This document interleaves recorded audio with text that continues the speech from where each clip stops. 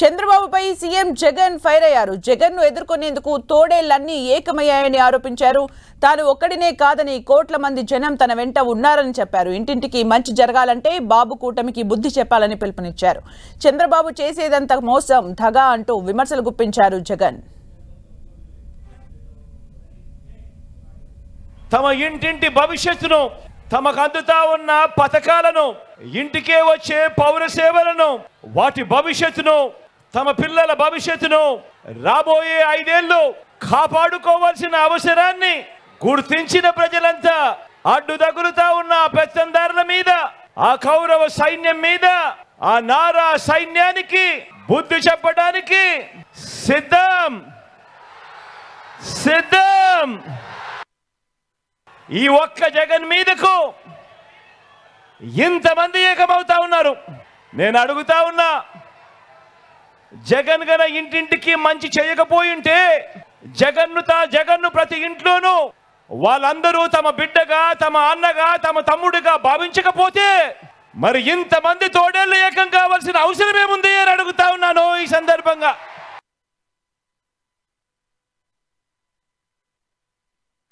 దొంగతనం చేస్తే దొంగ అంటాం, బెదిరిస్తే, హత్యలు చేస్తే, దోపిడీ చేస్తే బందిపోట్లు అంటాం. మరి ఎన్నికలప్పుడు తీయటి మాటలు చెప్పి, ఎన్నికల మేనిఫెస్టో అని చెప్పి, ఆ తర్వాత ఎన్నికలు అయిపోయిన తర్వాత ప్రజలను మోసం చేస్తే అలాంటి మోసగాళ్లను ఏమంటాం? 420 అని కూడా అంటాము, చంద్రముఖి బృందం అని కూడా అంటాము.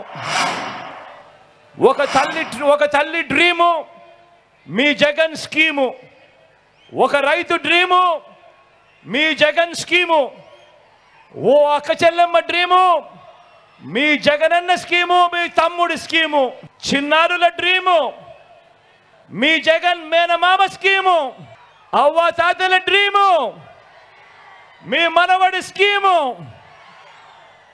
యువత డ్రీము మీ జగనన్న స్కీము.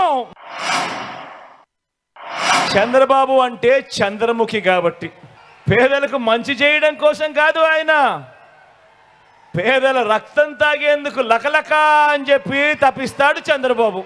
3 సార్లు సీఎంగా చేశానని చెప్పుకుంటా ఉన్నా చంద్రబాబు హయాంలో ఏ రోజు కూడా ఇలాంటి స్కీములు ఎందుకు లేవు అని అడుగుతా ఉన్నా.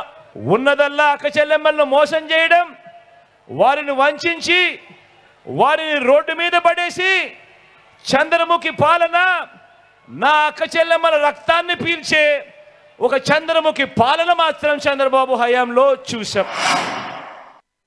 బిడ్డ పుట్టగానే, ఆడబిడ్డ పుట్టగానే ప్రతి బ్యాంకు ఖాతాల్లోకి 25,000 రూపాయలు డిపాజిట్ చేస్తామని చంద్రబాబు చేసిన మరో మోసం, గర్భిణీలకు 10,000 రూపాయలు ఇస్తాను అని తాను చేసిన ఇంకో మోసం. చంద్రబాబు 5 సంవత్సరాల పాలనంతా కూడా మోసం, దగా.